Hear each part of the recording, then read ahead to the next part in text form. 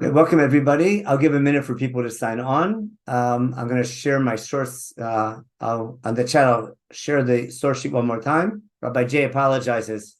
He's driving back from Montreal back to Toronto today, or to New York or something like that, but he won't be able to make it. And today's share is sort of extra, not part of the. It's not going to be the regular Shmuel share, but it's also not going to be the regular. It's not going to be the regular part of the Chanukah Yom because we finished that last week. Okay, what I want to begin with, something quickly related to Sefer Shmuel. I'm going to share my screen real fast, and then we'll go to the source sheet, and I'll share everything. Here we go. If I open up Chumash 2, Chumash, I'm going to open up a Tanakh 2, Sefer Shmuel. My screen, okay, that's good. If I go to Shmuel Perek Gimel, okay, we probably discussed this, but the first nevuah, the first prophecy that Shmuel receives, is when Shmuel doesn't realize yet that he's a navi. He's a nar, he's an apprentice, he's young, learning to become a navi, and he's staying or living with Shmuel, with Eliam, in the Mishkan. And we're told in the beginning that Shmuel was serving God in front of Eli. Remember, his mother Hannah offered that he serve Eli, and that was because she was blessed with the child, keeping her promise. Which means the word of God means prophecy, was rare. The word for Hebrew for expensive is yakar, because if you know supply and demand, something that's rare is more expensive. So here yakar means it was rare. There was very little in those days. There was very little prophecy at the time. And then the day came and Eli was sleeping already, and Eli is hard for him to see. And then right before we're told of Shmuel receiving his first nevuah, we are told for some reason the time of the evening or the time in the morning when Shmuel receives his first prophecy. We're told as follows: B'ner Elohim ter michbeh, u'Shmuel shochev beichal Hashem asher sham aron Elohim. Remember, Shmuel is living with Eli in the Mishkan, and Shmuel is probably sleeping somewhere. I don't think he's inside the Olam Moed, but probably nearby. And then we're told it's very early, like very, very late at night or very early in the morning.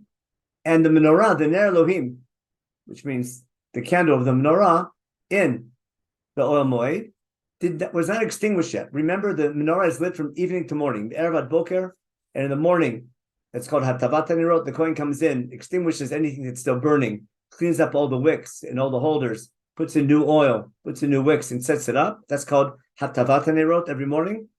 And Hadakat HaNerot is in the evening.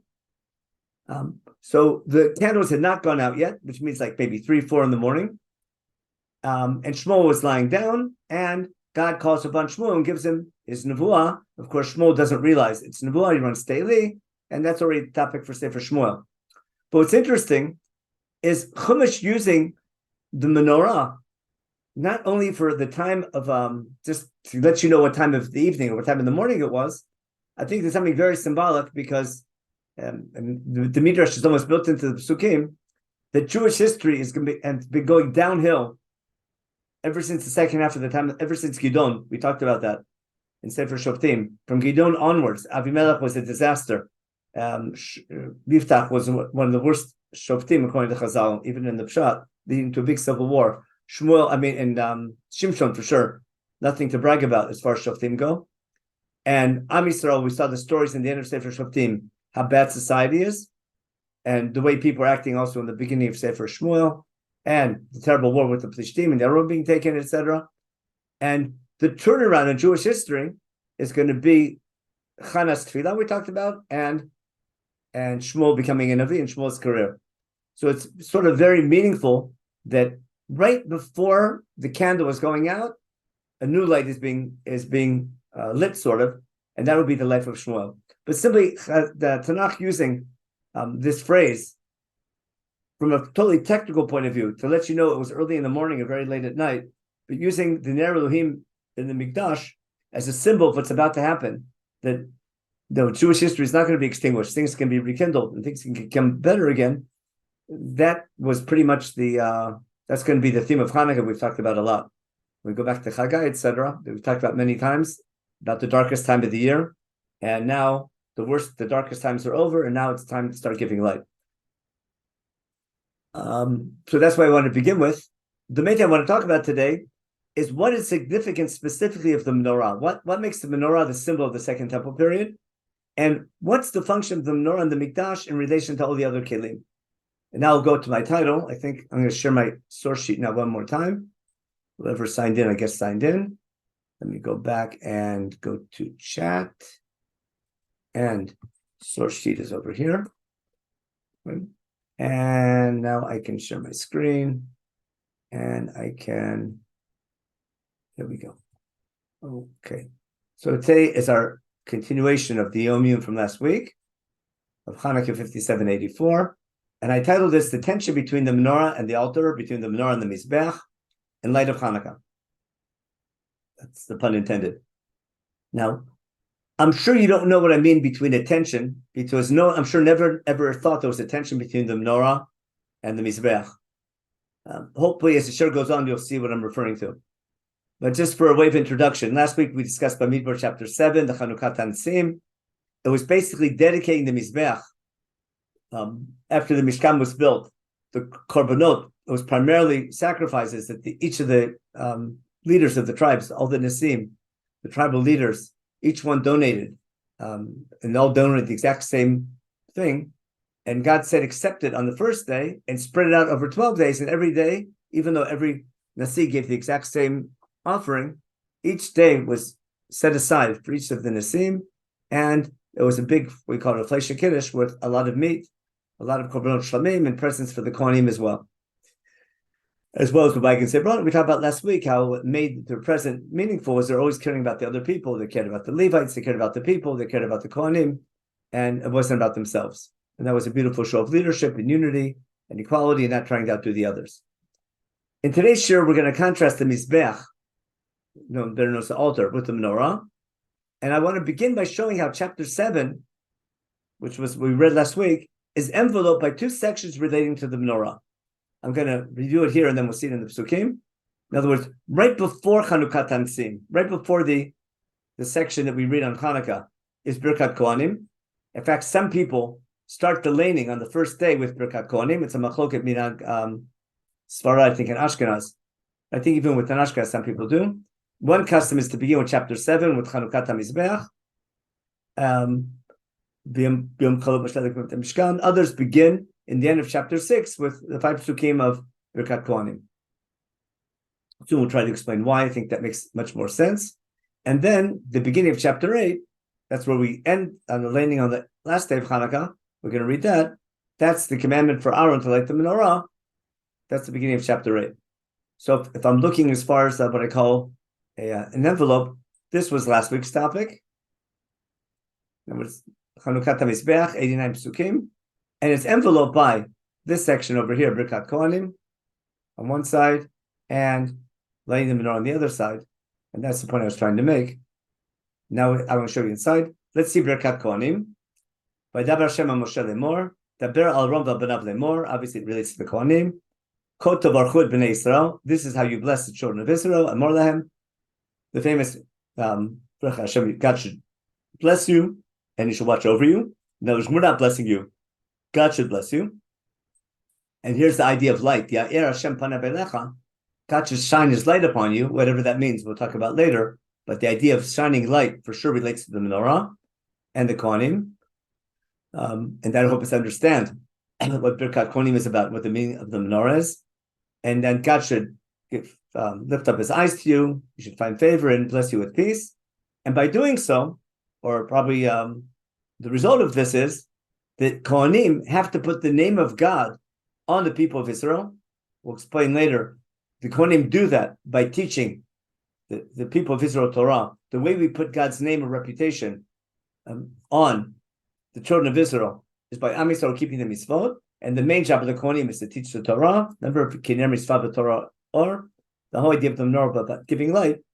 So even though it doesn't mention here the menorah, the idea of the Ya'er Hashem Panav, the idea of the bracha of the Kohanim, the idea of blessing, but the way the blessing, I'll prove to you soon, that the way that the Kohanim bring blessing to the Jewish people was by teaching them Torah. In fact, maybe I'm just jump to the end of the source sheet just to prove that. What I want to show you is that true blessing, according to Chumash, doesn't come by some priest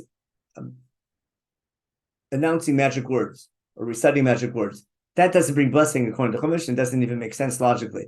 But rather, this is a symbolic ritual that the Kohanim do every day for the Kohanim to remember what their job is, and for the people of Israel to appreciate how they indeed can receive blessing from God. If we go to chapter 28 in the Sefer Devarim, the very end, in case we don't get there, I'll just do it now. In the first half of the Tochacha, God says, "Vayim Shemo Tishmo." If you follow God's laws, keeping all the mitzvot of Sefer Devarim and all the mitzvot of the rest of Chumash as well, if you keep the laws, then ubao elecha kol brachot elu v'sigucha. Then all these blessings you'll be able to achieve them. On what condition? Ki tishma b'kol Hashem Elokecha. Should you listen to the voice of God? And then all the baruchs, Baruch atah ba'ir, Baruch atah b'sadeh. I should have highlighted that as well. Baruch b'yidecha v'yitecha. Basically, Baruch b'tanacha mishaltecha. And finally, Baruch atah b'vech, Baruch atah b'tzetecha. This is the most intense sections of blessings. And then finally, Yitzav Hashem itcha tabracha. God should command His blessing or the blessing on all your agricultural output. We'll see this later in Chagai. In everything you're doing, and that will make you an Am Kadosh by keeping the mitzvot and being blessed by God for keeping the mitzvot. That will help establish you as a nation set aside, separated to serve God, just as He promised your ancestors. On the condition you keep God's mitzvot, remember, walking in God's ways is doing tzedek and mishpat, justice and righteousness. And finally, here's the idea of God's name, Baruch kol mei haaretz. All the nations will see if you are blessed out of proportion by God, when you keep His mitzvot and sanctify Him in your day-to-day lives, then they'll see that God's reputation is associated with you. With the way you act will be associated. If you act properly in a just way, and you talk about God as a people, then your behavior is associated with godliness and with the existence of God, and then God's reputation will be amplified by that behavior. That's the whole theme of what we say. That's what we're praying for when we say the Kaddish. Remember, Yehei Shmei Rabbah, God's great name should become greater and greater. And that's what we're praying for. We're hoping that God's reputation through our behavior, or the way we speak and the way we act, can become great, and God's name will be sanctified. And the way the Kohanim facilitate that, the way God gives blessing, is by Am Yisrael keeping the mitzvot. The way the Kohanim facilitate that, it's their job. Remember, Yoru Mishpatecha Yaakov, it's their job to teach the blessings, the laws to Bnei Yisrael, and therefore, the Samot Shmi, they'll put God's name on the Jewish people, and He'll bless them. So we have the idea of Kohanim giving light or teaching Torah before the Nisim, and when all the Nisim are over, we have the blessing, we have the commandment of God to Aaron, to tell Aaron, when you light the menorah, make sure they light all facing the middle. And Aaron does exactly as God commanded. And then again, we mentioned the menorah again, how it's made. Basically, it's almost a copy-paste from Sefer Shemot. Now, here's what I want to discuss now. That's the background. What I want to show you is that whenever we have anything to do with Kohanim, with priests, we always have something with the menorah. I'll show you what I mean. If I go back in Sefer Shemot, I'm going to go over all the Mishkan section. When I go to the original commandment to build the Mishkan in Sefer Shemot, in chapter 27, what do we have? I'm going to give you a let me show you first the outline of the Mishkan, and then I'll go back and show you the Psukim. Remember in Parshat Truma Tetzaveh, it begins with the Chuli Truma. Remember, God commands Moshe to tell the people to make donations, Bichuli Truma, from everyone as much as they want. And then we're commanded in the introduction, and make for me a mikdash, a tabernacle, or a temple of some sort, and a sanctuary, and I will dwell among them. And then we get the vessels, first the Aron, which is going to hold the Aron, which is going to hold the Luchot, the symbol of our covenant. And then we have the Shulchan and Menorah. Keep in mind the Shulchan and Menorah are going to be the two main vessels in the Kodesh. In the Kodesh Kodeshim will be the Aron with the luchot, with the symbol of the covenant. And then the shulchan and menorah, we'll talk about soon, they're in the Kodesh. Then they're covered by the tent, which has a cover, the Riyot, the Krashim hold up the Riyot, the Prophet divides between the Kodesh and Kodeshim. That's the tent that covers the Kodesh. It has the Shulchan and Menorah. Then we have the Chetzer with the Mizbach Olah, again made out of copper, and the Yudim in the courtyard around the Mizbech, surrounding it. And when that's all over, the first chapters 25, 26, and 27, nice and organized, makes perfect sense. Out of nowhere, for some reason, after the whole Mishkan is described, we have a little side point about, in the beginning of Parshat Tetzaveh, taking oil for the menorah, which serves as an introduction to the Big Day Kuna, to the clothing, the special clothing, garments of the priests. Then we have the 7-day inaugural ceremony, which is both for the Kohanim and for the Mizbeach, as we'll see. And then we have the Olat Tamid, which is going to be daily offering on the Mizbeach. So notice we have the menorah in the beginning, the Day Kuna, and then we talk about the Kohanim and the Mizbeach and the Olat Tamid. But it begins with the menorah, oil on the menorah, and the Olat Tamid on the Mizbeach. Keep all those in mind. Okay. Remember the Mizbach Torah, we're not going to do that sure today, but it's afterwards. We'll see the Mizbach Torah is it's going to protect us from the Shekhinah. Once we have the Shekhinah, that we did a couple of years ago in Torah and Moshe in a whole series. Now, with that in mind, I want to go back and show you what I was talking about. Before we get to the priestly clothing, right beforehand, we have a commandment. You command the children of Israel to take Shem and Zayit, Ketit Lamor, Lalot Ner Tamid. So the commandment for Am Yisrael to bring oil and then Aaron to light the menorah, we already have in Sefer Shemot, in a key section when we describe the building of the Mishkan. And where do we light the menorah? Ba'ol Moed, in the tent of meeting, outside the Prochet, which is in front of the Aron. That's where Aaron does it, from evening to morning, in front of God, and this is a law forever. So we already know the law that Aaron has to light the menorah from evening to morning in Ba'ol Moed. So again, I'm trying to show you why the verses in Sefer Bamidbar are superfluous. Okay. Now, also in Parshat Emor in Vayikra 23, or the Moedim in Vayikra 24, right afterwards, again, we have the same law. Almost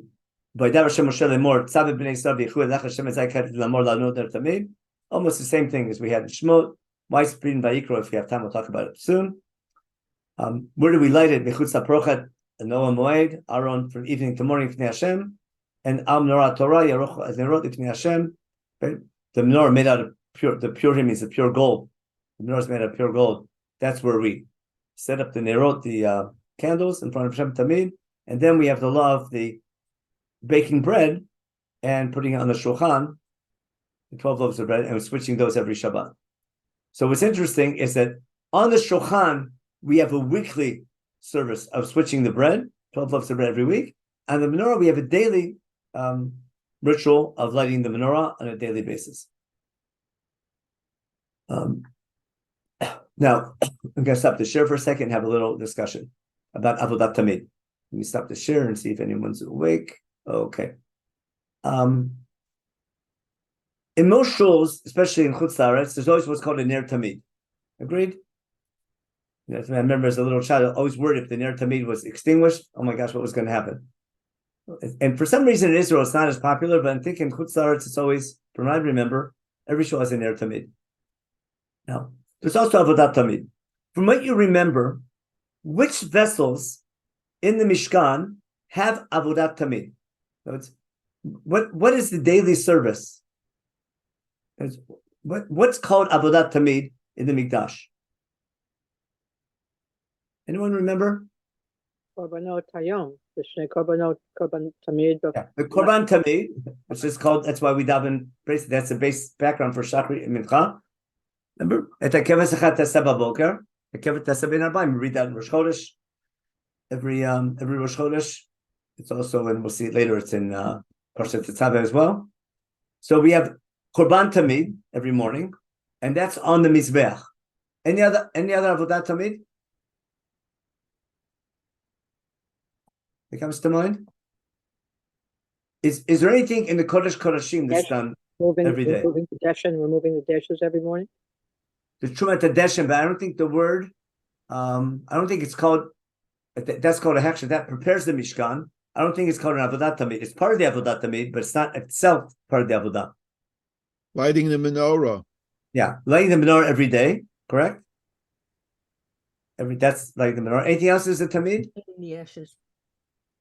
They're taking the ashes is part of the Avodah of the Tamid in the morning. That gets him his back ready. But the main Avodah you're doing is bringing the Torahs.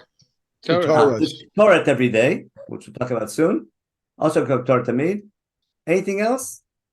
Anything on the Kior done every day? I'm pretty sure not, because the Kior is simply there to wash your hands before you go to work on the Mizbeach. How about the Shulchan? Okay, the Shulchan is every week. Remember? That's not Avodat Tamid on a daily basis. That's a weekly Korban. That's B'yom HaShabbat, B'yom HaShabbat. Once a week we talk about that in your Shabbat Zemirot. That's why you know why you can't fast on. You know why you can't fast on Shabbat? Rosham Batata El Chok Al Skanav. There's a law. Remember in the Zemer? There's a law written for Hiskanim, for the Kohanim. Bola Rochlechem Panim B'fanav on Shabbat. You switch the showbread. Al Kain Li'Tarabo Al Pinav Vonav. Therefore, the rabbis made a law based on that it's forbidden to fast except for on Yom Kippur. Remember that verse from Pickleball. From Kiyashmara Shabbat. Now back to Jim's schedule. Wednesday nights.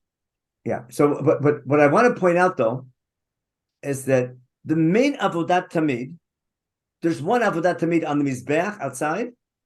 The other main Avodat Tamid is the menorah, and that's the tension I'm talking about. Now, I want to claim, I'll show you soon, the Ktoret every day is for the sake of the menorah. If the Kohen wasn't going in to light the menorah, I wouldn't have to go in to light the Ktoret. I'll try to prove that to you from the Psukim. But the main Avodat Tamid is going to be the menorah. And therefore, if I'm looking for the two main Avodot that we do in the Mikdash every day, there's a Korban Tamid on the Mizbeach outside, and lighting the menorah and the Oil Moed inside. What I want to claim is that Am Yisrael is represented when they bring the Korban Tamid in front of God, which Korbanot. But the main, I guess, what's unique, every religion has sacrifices and altars in front of a symbol of God. But what's unique about our service of God, lighting the menorah is going to be very central to the deeper meaning of the whole Mishkan and what the Mishkan is about. And I want to show you how that helps us understand Hanukkah in a much deeper way. So let's go back to, let me go back to my source sheet and show you inside. Where are we? Here we go. Okay, I wanted to show you actually in a regular Chumash in a second. Avodat Tamid. Okay, so we talked about the outline of the Mishkan. And remember, in the Mishkan, the Mispach Ktoret is only after the summary of the unit. Now, I'm going to look, remember, chapter 25 is donating the money, and then the Kodesh, the Aron, the Shulchan and Menorah, and then the Oil Moed that surrounds them, and then the Chatzer, the courtyard, with the Mizbeach Olah, made of copper on the outside, and then the poles and curtains that surround to make the Chatzer, and then out of nowhere, we put the oil for the Menorah. I'm going to show you this inside. Then the Big Day Kuhuna, the 7-day inauguration ceremony, and the Olat Tamid. I want to show you this in a regular Chumash, okay, not English Hebrew, just with Parshiot. I want to show you something. Where are we? We don't need Devarim. We want to do Sefer Shmot. A second.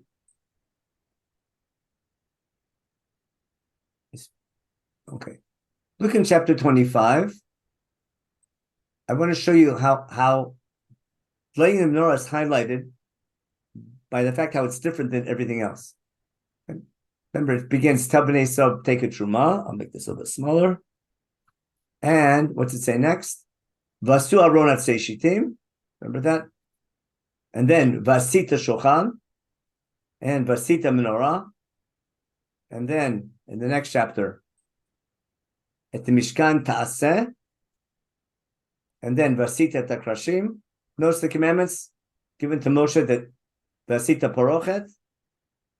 And then in chapter 27, Vasita the Mizbach, you have to make the Mizbech. Vasita Chatzer Mishkan, got it? And then out of nowhere, the overall structure that's been so standard up until now with the Mishkan, for all the vessels, that's broken now with Parshat Tetzaveh. God's still talking to Moshe Rabbeinu. God told Moshe Rabbeinu, Vasu l'mikdash v'shachanti, and then Vasita, all these different things. And now there's a special accent on telling Bnei Yisrael that they have to bring the Shemen Zayit, they have to bring the pure olive oil, Lalot Ner Tamid. Right? And where it's done in the Oel Moed, in the tent of meeting, outside the Prochet, it's sort of the buffer between the Edut, which is the Kodesh Kodeshim, or the symbol of the covenant, with the Aron Abrit is, with the Luchot Abrit, with the symbol of the covenant, and Aaron lights the menorah there. On the other side, representing the Jewish people, is going to be the Mizbech and the Chatzer and the courtyard, and the Oel Moed, the tent of meetings, where God beats the Jewish people, as we'll see soon. And notice, we're highlighting that lighting this Ner Tamid is going to be right in the buffer zone between what represents God and what represents the Jewish people. Right. Now, right after Alot Ner Tamid, we have Od B'Tei Kuna in chapter 28. The same thing again. Bring out Vasita B'Tei Kodesh Aron Achicha, Vasu Ephod, Vasita Mishbetzot. Then you make the Choshen, see Vasita. And then in chapter 29, we have said, this is the inaugural ceremony, the 7-day inaugural ceremony for the 7 days, which is going to get the Mishkan ready. And the very end, listen carefully. Every day we dress the Kohanim with the special begadim, and we put oil on them and sanctify them, etc. And then uparchatat tasaliom al kippurim, just like the Kohanim have to be sanctified during the 7-day process, the Mizbeach also requires sanctification. And we cleanse the Mizbeach every day with this kapara of the blood of the par, and you anoint it with oil as well. And then Shivat Temim Mizbeach, 7 days we need kapara on the Mizbeach as well, and that will sanctify it. And the Mizbeach becomes Kodesh Kodeshim. Anyone who touches the Mizbeach has to wash his hands first. There's different ways of understanding Kohen Ogeb Mizbeach Hikdash, not our topic for today. Now, we're going to do in detail, this is the end of this whole unit. We finished the entire commandment to build the Mishkan. We're going to read now the summary, how the end of Perek Chavtet. I'm going to read it now in the regular source sheet with English and Hebrew. Pay attention to the summary and look how we're highlighting the Korban Tamid on the Mizbech HaChitzon. Watch this. For the Shekhinah, where are we? Back to our source sheet and here we go. So we have this nice table of everything in the Mishkan. Let's look at the last section that concludes it. Here's what we do on the Mizbeach. Kvasim b'nei shana, 2 milyon tamid. Remember? On a regular basis, that's the avodat tamid on the Mizbeach. 1 keves in the morning, 1 keves in the evening, some fine flour that goes with it. Now, we finished the commandment of the Olat Tamid. Look at the beautiful summary of the whole unit. Olat Tamid l'dorotechem. This Olat Tamid, again, representing the Jewish people. Remember, everyone gives a half a shekel to bring these korbanot. This Olat Tamid for all generations is brought Petach Oel Moed in front of the tent of meeting. The menorah is in the Oel Moed. The Mizbeach is outside the Oel Moed. And the Oel Moed is where I'm going to meet you there to speak to you. And as God speaks to us, what I want to get at is that God speaks to Am Yisrael from the Kruvim, from the Kodesh Kodeshim, from between the Kaporet, which is Mikshah Zahav, and then has to be refined by the Kohanim, represented by the menorah, which is Mikshah Zahav, and that gives light.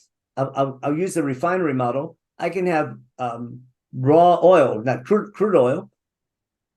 It's only useful if I refine it. I need to put it through a refinery. So I can have, when I'm referring to crude oil, that's the word of God coming down from the Kruvim, taking the word of God and making it palatable to the people so people can understand it. That's the job of the Kohanim. And that's represented by the menorah. Its ability to take a raw material like olives, squeeze it and make oil and then make light and make it useful for people to be able to see.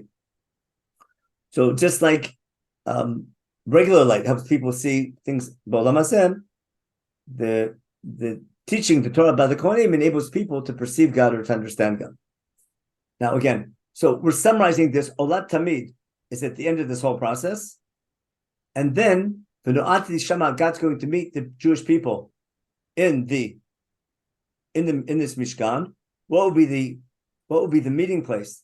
Again, Am Yisrael represented by the Mizbeach, God by the Ohel Moed in the tent of meeting, and again the Kodesh Kodeshim is where God speaks to Moshe, and in the Kodesh is where Aaron lights the menorah.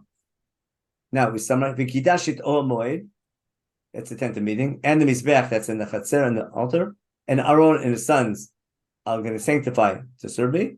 And then when it's all put together, V'shachanti b'toch bnei Yisrael v'tichad Elohim. Remember, Vastu the Mitash V'shachanti in the beginning, V'shachanti b'toch bnei Yisrael at the end, and then the main brit. Remember, Liot lachal Elohim v'atem tudi la'am. That's the main covenant of Chumash, and therefore the Mishkan is a reflection of revelation and the covenant between God and His people. So the Jewish people need a constant reminder of their dedication and their obligation and their commitment to be a nation in the service of God.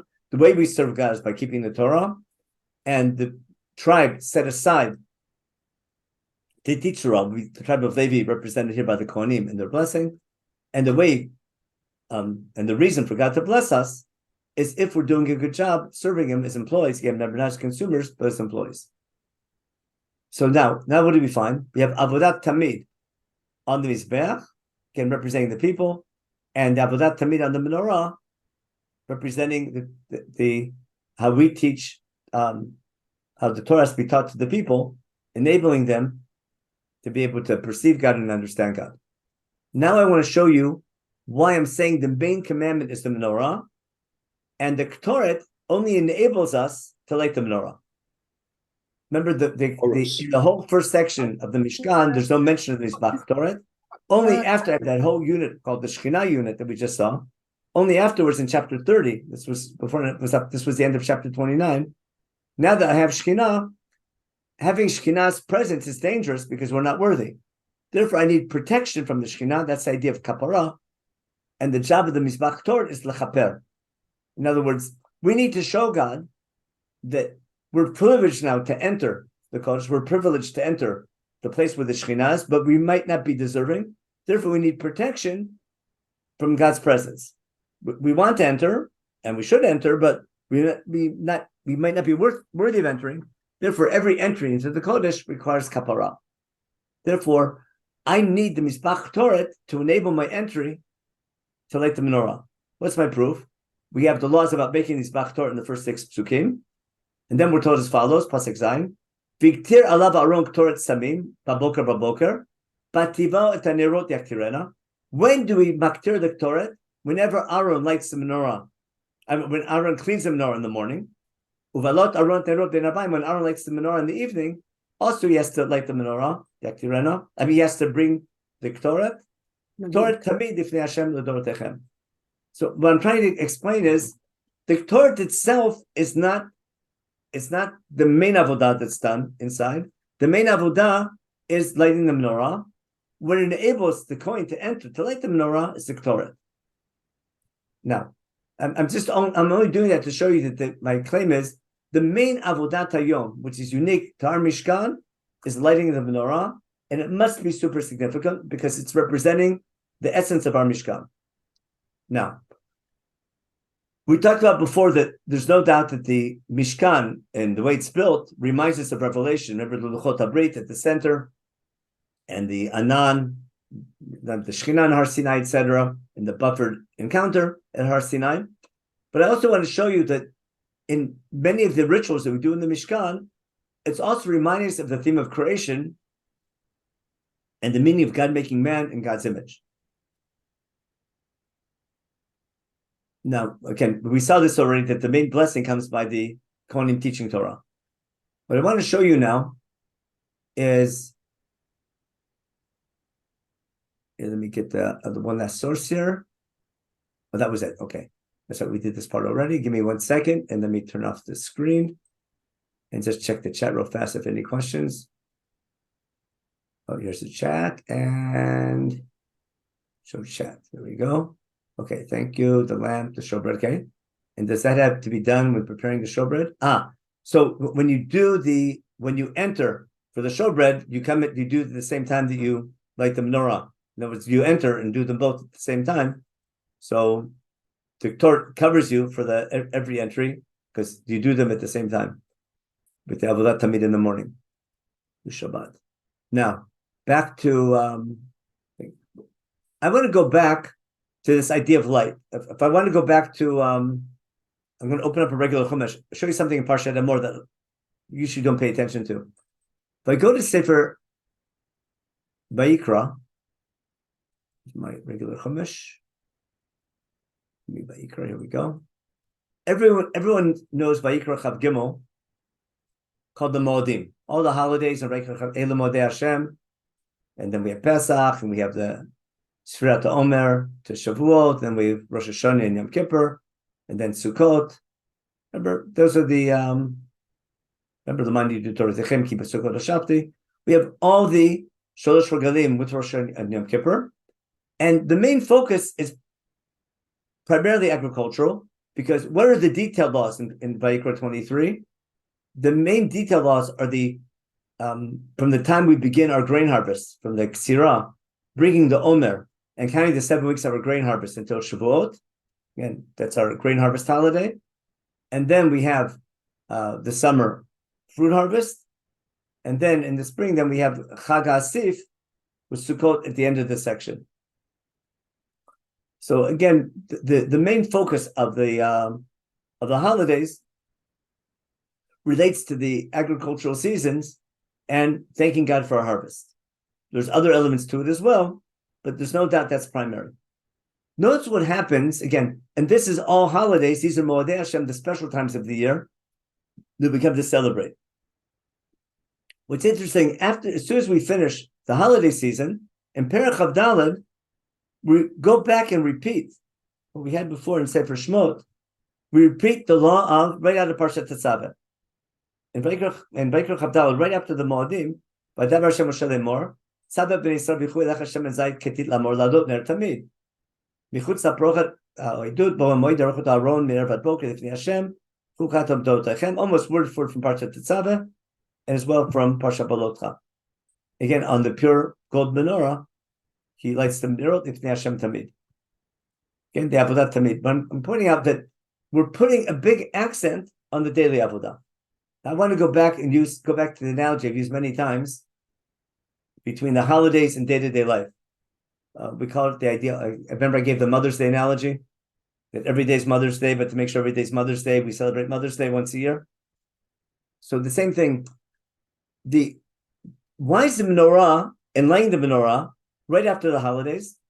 The goal of the holidays is to make sure that our day-to-day life is meaningful. The goal of the week is not to get to the holidays or to get to Shabbat. The goal of the holidays is to make sure that our service of God day to day is meaningful. I need the holidays to make sure that I remember the key themes of how I serve God in my day to day life.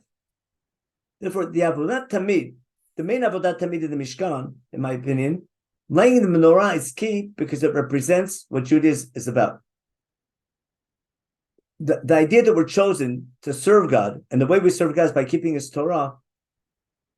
If the menorah represents the teaching of Torah and the deeper meaning of blessing, again, if I go back to my consumer model, the goal of serving God is not to receive blessing. Remember, that's a consumer model as opposed to the employee model. The goal of keeping the mitzvot is to serve God, to sanctify His name. God promises you blessing if you do a good job serving Him. So we don't stand as consumers in front of God asking, doing mitzvot with our goal is to receive blessing. Our goal is to serve God, and blessing enables us and helps us serve God better. We're asking God to be better servants. We need help. In order to serve God properly, we need a country, we need prosperity, we need peace, we need quiet, we need resources, and therefore, blessing is not the goal. Blessing is a tool that enables us to fill our goal.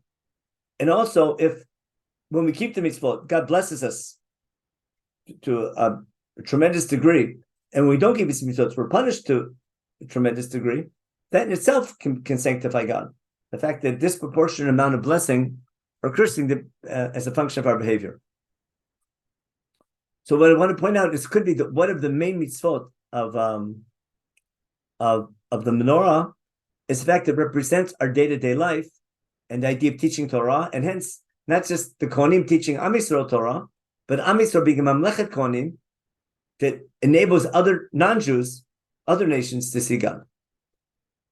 Now, if I look at this model between the menorah and the shulchan that we have in the Oel Moed, there's no doubt the shulchan reminds us of Shabbat, because Shabbat, remember, is the weekly changing of the challah on Shabbat, and because it's every week we do that, and the menorah has 7. Remember, it's a 7-branch candelabra, which reminds us of 7 days of creation. There's no doubt that the Mishkan and the menorah remind us of creation as well. Just the number 7 itself, the highlight of Shabbat every week, and the highlight of 7. But remember, what was the first thing that God created in the 7 days of creation, or 6 days of creation? Was light. Remember, Kiner mitzvah v'Torah or. And it could be that the menorah reminds us right away of the first act of creation of giving light. Now remember, the first light that God makes is not classic light that comes from the sun, because God doesn't make the sun until day 4. But the idea of light, in my opinion, some people say it's electromagnetic radiation, maybe the Big Bang. It could all be. That's a technical explanation from a scientific point of view. What I want to claim is or is our ability to perceive God. Now, how do people perceive God? God is invisible, can't be seen. He can be perceived, but he can't be seen. And in the world of nature, one could look at nature and say, oh, that's nature. One can look at nature and through perceiving nature, can understand there must be a God who created. Nature enables a person to be able to perceive God and God's existence through nature, through appreciating its beauty. Now, if you remember the stories in the beginning of Bereshit, one of the first jobs that man is given is to name the different species. What enables man to name the different species? He realizes that nature, there's logic to it and there's order to it. And if there's a lot of different animals that share similar characteristics, we have a species. And then there's also not just species names of specific species of animals, there's also categories of animals. There's animals, there's fish, there's fowl, there's a plant kingdom, there's different types of plants. There's remember, in the animals, there's herbivores and carnivores, and there's maybe in Gan Eden didn't exist yet. But man's ability to be able to perceive different groups of nature in different categories of nature, based on the whole scientific process, if he continues that process properly, that can lead him to the perception of God, or like basically giving a name for God through nature. And therefore, what I want to claim is it could be that God beginning creation with or, with light, simply reminds us that it's possible through perception of God's creation of nature, enables us to see God, enables us to understand our purpose in life as well. Now, God made man again, B'Tselem Elokim, that was on the 6th day of creation. And God in every day of creation, remember, was very, God was very creative. Remember, every day God says, I'm going to do something. Remember, he makes a command, he executes the command, and then he reflects. That's what man needs to do. He has to plan, he has to act and reflect. And if man's job, if God made man and blessed man with the ability to be creative, the Tselem Elokim, Am Yisrael, as God's people, needs to be the example par excellence of serving God by being creative and using their creativity to do good. And again, the Torah will be our guide about how do we do that. Again, how to interpret the Torah, ask your local rabbi. But the whole idea that the Torah is our guide, and the Torah, by keeping the Torah, that enables blessing from God, that key idea is so central to the menorah. Now, the reason I brought the idea of the tension between the Mizbeach, I think, if I'm not mistaken, again, didn't do too much research on it, but I'm pretty sure almost all religions all have altars in front of a symbol of God. There's altars, and you bring sacrifices, sometimes human sacrifices, animals, you name it. But you sacrifice something to God, and most religions are on the consumer model that these gods are different powers of different powers, even powers of nature. And if I want to get that power on my side, I have to feed them or pray to them or do some ritual act. So in Judaism, we have a mizbeach because you can't have a religion without that. And that's like the baseline, that's the platform. And the korban that we bring are very unique. To remember the biblical stories that we explain the different korbanot. The keves is your standard, man's tzelem elokim. It's how he's different than the animals, and domesticating animals is unique to humankind. Animals don't domesticate other animals and don't make a business out of it, and don't eat. Remember, humans use cattle basically as an extra stomach that enables them to eat grass. So they eat the grass for us and we eat it. But the whole idea of domesticating animals is unique to humans over animals. And remembering that's the idea of kosher meat. Even when we don't have a mizbeach, only animals, any animal that could have been a korban. Remember, we have special laws about the blood and about why you can't eat the blood and can't eat the fat, anything that would have gone on the mizbeach. Refined flour that's unique to man. Animals don't do that. Again, that's the korban mincha that goes together with the avodat tamid, the solet. And then lighting a candle also is unique to humans. So many of the things we do in the mikdash are things that are unique to humans as opposed to animals, and remind us of God making us b'tzelem elokim. Again, on Shabbat, I refrain from all creativity, because I could be creative, but I actively refrain from that to remember that God gave me those abilities, but I need to remember I have to use that creativity properly in the 6 days that we're working. Okay. We eat fish. What was the question? We eat fish, and Suzanne, explain the question. You said that animals that we eat all have a ritual purpose. Oh, no, the animals that we eat in the mikdash. The korbanot in the mikdash. The rituals in the kevet, the lamb, the animals that are korbanot, basically sona bakar, are domesticated animals that are unique to human, to being human. In the whole animal kingdom, animals eat other animals. There's carnivores, there's herbivores, etc. But only humans made a business of basically domesticating sheep and using them for food and and taking animals, using them to plow your field. That whole idea of sona bakar, which are the classic korbanot that we bring in the mikdash. I think we talked about on the holidays, we bring things that reminds us of the stories in Chumash. Remember the Ser Chatat for Yosef and his brothers. We're talking about in this last 2 weeks parsha. The Ayol Olah reminding of the Akedah, the 7 Kvasim Avram and Avimelech and being like to other nations. But the whole idea of light I'm trying to get across is that our Avodah in the Mikdash is not only a reminder of revelation, it's also a reminder of creation and the blessing that God gives man of creativity, and how we have to use our creativity properly. And again, as God's people, we have to be the example par excellence of how we have to be creative, reflect on our creativity, making sure it's always doing for good and not for bad, and learning from our mistakes. This idea of rech nichoach, we've talked about many times. So with that in mind, that's the main thing I wanted to get across about the so-called, not tension may be the wrong word, but maybe the contrast would have been a better word between the mizbeach and the menorah. My claim is on a mizbeach, everyone has an altar. What we bring on our altar is special, but I think maybe not unique, but typical of Judaism is lighting the menorah on a daily basis. That reminds us of our need to give light. That's just to remind us that we're employees and not consumers. The idea that we're chosen to be a light to other nations, our ability to help perceive God, that we can perceive God through nature, and through our behaviors, God's people can help other nations perceive God. That responsibility is key.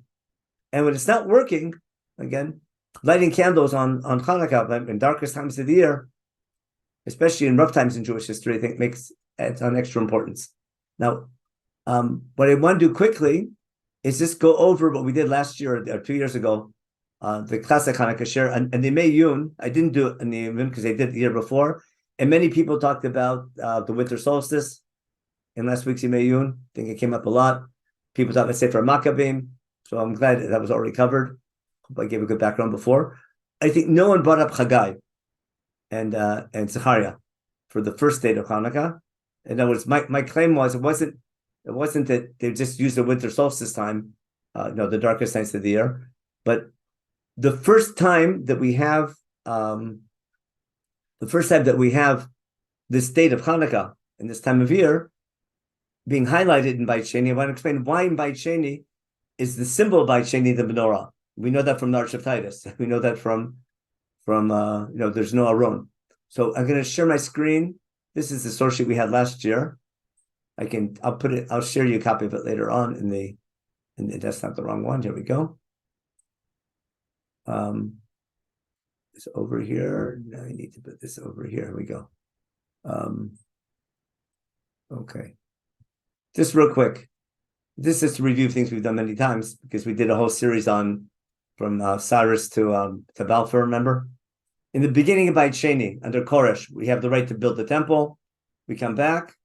But even though Koresh gives us the right to build, the first group comes and the local population stops the building, remember?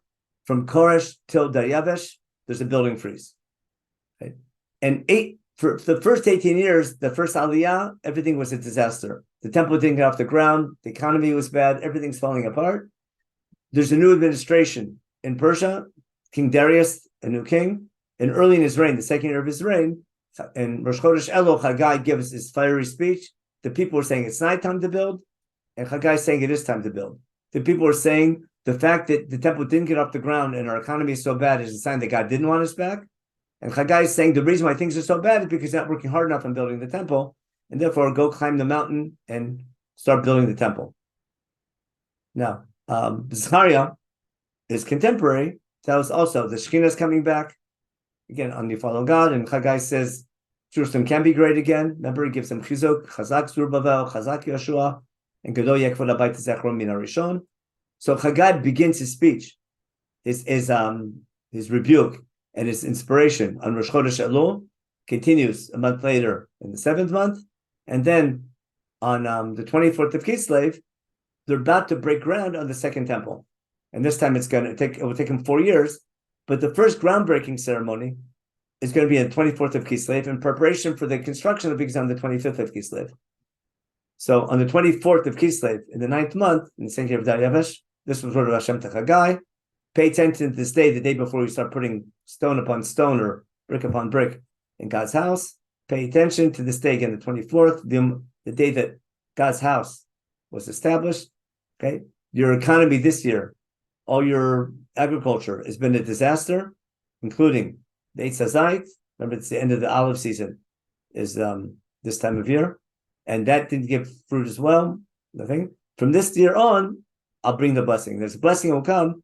Start following God properly, keeping His mitzvot and working on the mikdash. I'll make sure to bless your produce. And then again, he promised as well on the 24th a return to sovereignty. There'll be a big political upheaval. His armies are going to fall, and then Zerubbabel, hopefully, or sovereignty, some form of sovereignty, return to the Jewish people. Okay, those are the big hopes of Beit Sheni. But the main thing was that Zechariah's big vision, maybe Zechariah says his contemporary, he has 7 visions in the first 6 chapters, and his middle vision, the Haftarah we read yesterday from Zechariah, is he sees the vision of the menorah. He asks, what does it mean? And God's message to Zerubbabel was, Lo b'chai v'lo b'koach kim baruchi. The message of the menorah that's not only about financial strength and military strength, but also about God's ruach, God's spirit. In other words, if you need a return to prosperity, you need the blessings of prosperity. They enable you to become God's people, and you need sovereignty to be a nation that people look up to in order to serve God properly.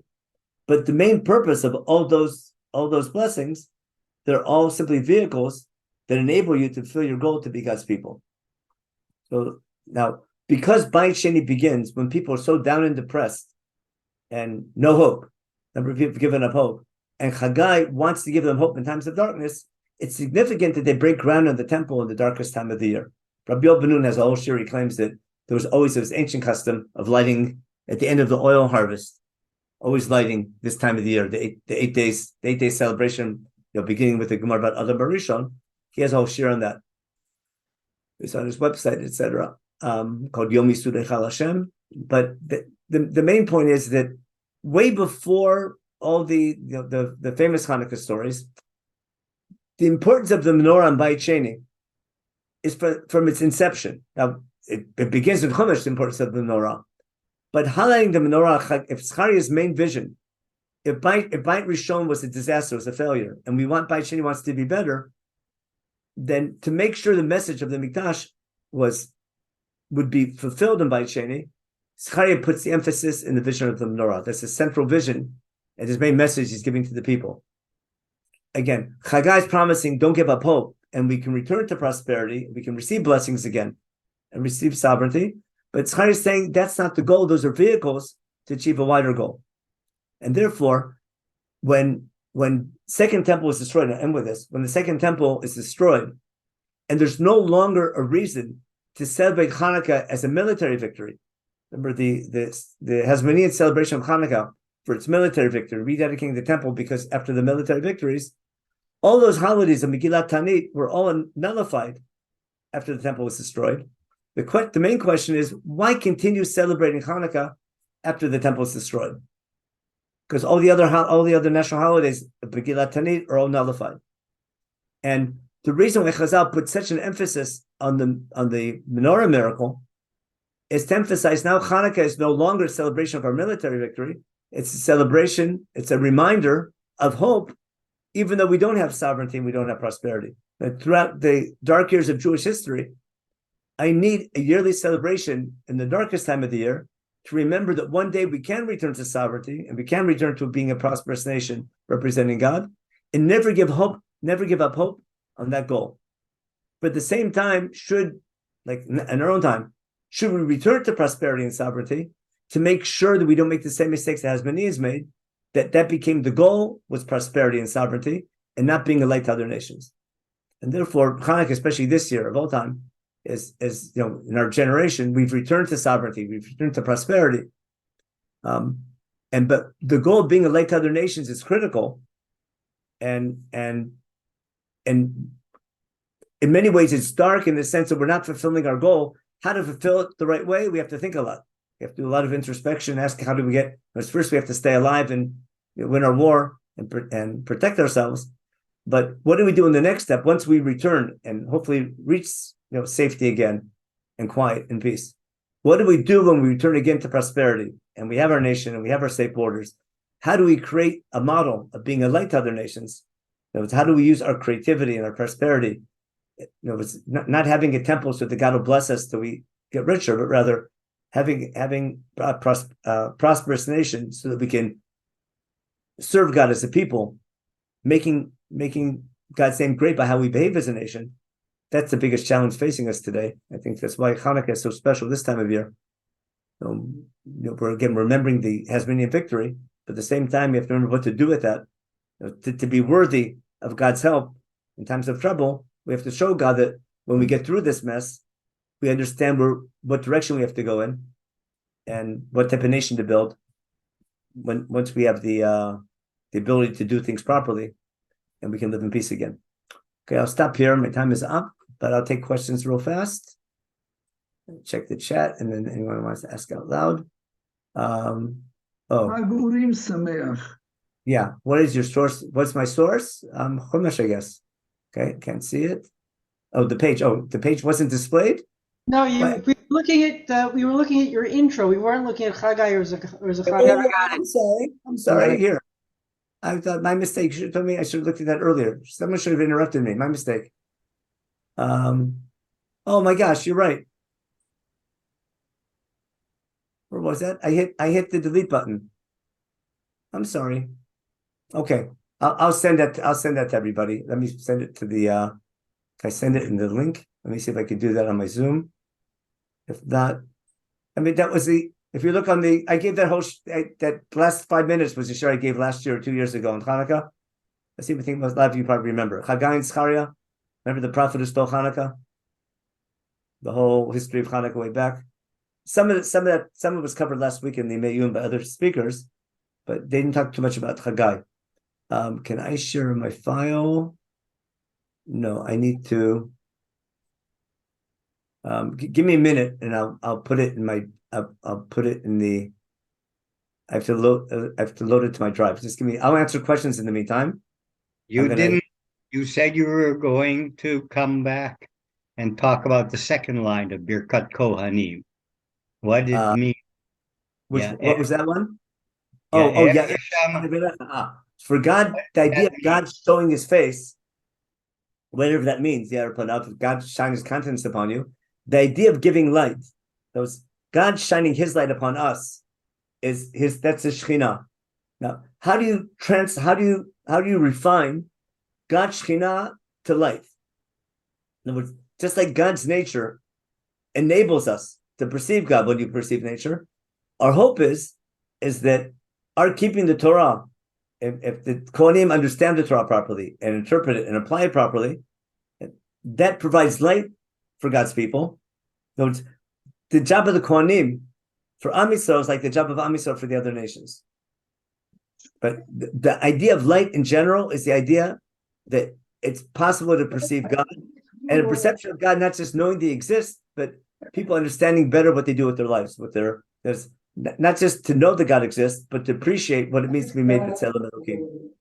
Yeah, the problem is that there are, as you described, there are 3 sections to the Ohel Moed temple. There's the inner section that only the Kohen Gadol can go in there, and he does so once a year, and that's where the Aron is, and he only goes in there once a year. Only for the purpose of kapara. And in general, no one should go there. In general, we shouldn't be there. You just have to go there once a year to do kapara. Therefore, during the second temple, when there is no Aron, but it still is sort of a virtual, the procedure is the same, but that remains. He enters, but that's again, but there's no Aron there anymore. So he still goes in because that's part of the Avodat Yom Kippur. But still, my main thing is the main thing the Kohen does is on a daily basis is lighting the menorah.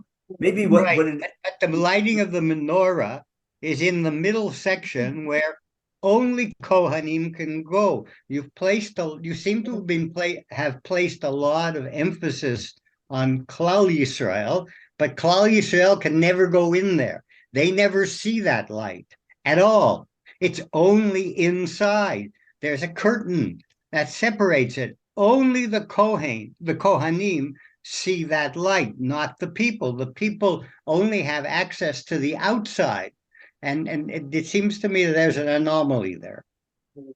No, the access to the light, that's my point. The Kohanim go in and receive it from God. Okay? And then the Kohanim's job is to give that light by teaching Torah to the people. But they're lighting the menorah. That's basically Birkat Kohanim. Where's Birkat Kohanim take place? On the steps of the Azara. In other words, the Kohanim symbolically light the menorah, but the main thing they do is Birkat Kohanim every day, isn't it? Yeah, but then they come outside. True, but the way Birkat Kohanim reminds the people every day, the Kohanim go in to light the menorah. It's just like no one sees the Kohen Gadol, but everyone knows he's going in. No one sees the Kohen lighting the menorah every day, but everyone knows he goes in to light it. Yeah, except that the light is there the light is there only when it's dark outside, and it's meant to be there. The Kohen goes in, lights it, comes out. Nobody is there all night, but the light is there in a dark place all night. I don't see what the relationship is between the light and the people. I'm saying the light the Kohen lighting the menorah reminds the Kohanim of their job to teach Torah. And the Kohanim doing Birkat Kohanim outside in the Azara reminds the people that they have to learn Torah from the Kohanim, and that'll be the real source of blessing. So each group needs its daily reminder. The fact that people don't see it doesn't mean that what the people see is the Kohanim doing Birkat Kohanim. That was the point I was trying to make. It's just that in general, we use light. We use light in order to see things. There, in the ancient world, until recently, there were only 4 sources of light in the world, fundamentally. the sun, the moon, the stars, and fire. They were the only sources of light, but they were used for us to be able to, for human beings to be able to carry out activities. And that's what's peculiar about the menorah inside the overnight. The Kohanim light it and then they leave. Nobody sees that light. Nobody uses that light. And to me, it seems that there's something missing in the imagery. There's something. But what I'm trying to show you is that the whole idea of the Mishkan is that that everything is covered. And then knowing something's there, the Mishkan itself, it's called a Mishkan because in most temples, you saw the symbol of God. In our temple, we don't see the symbol of God, but you know it's there. It's like almost like God in the universe. You know he's there, but you can perceive him, you can't see him. So the fact that our symbols are dafka covered, and the name of the whole edifice is called the Mishkan. I think the covering is the key. Is that the fact you can't see something doesn't mean it's not there. That's the way I understand it. Let me share. I finally got that up here. Here's the source sheet, the Hanukkah biblical roots. The source sheet I was talking about before. Up right there again. That should do it. That's the Hanukkah biblical roots. Also, I hear what you're saying. I'm saying the fact that people don't see the menorah doesn't take away the fact that they know it's there, even though they can't see it. But what represents the idea of 7, the idea of Shabbat on the Shulchan and 7 and 7 of the menorah every single day, and the idea of light. I think it's just a reflection of creation. You can argue what the meaning of creation is, but the idea of the symbol of Beit Sheni being light in the menorah, I think is especially because there is no Aron. It's like the next best thing. And in fact, maybe it's almost the tikkun for what went wrong in Beit Rishon. I just think light is so significant in its and what I tried to show you is in the parshot of the Mishkan, it's always being highlighted. The Kohanim with lighting the menorah. Remember, B'dei Kuna, Parshat Tetzav in the beginning. Chanukat Tansim, as soon as it's done, envelope Aaron lighting the menorah, and before with Birkat Kohanim. But my point is that whenever I have the Mizbeach, I have the menorah. I have the Mizbeach, I have the Kohanim, I have a menorah. And I don't have that with the other Kelim at all. I don't have it with the Shulchan or the other. That's the main point I wanted to make. So is it the Shulchan is almost, the menorah is the Jewish, like, if the altar, if the Mizbeach is universal, unique to Judaism is the menorah. Not that we don't need a Mizbeach. Mizbeach is baseline, it's a platform. But putting the emphasis on the menorah on top of the Mizbeach is what's special, I think. Already, and when everyone have continue to pray for peace and war and for winning wars and having peace, and hopefully we'll get through this, and we should be worthy of God's hashgacha pratis for sure. Okay, thank you, everybody. Amen.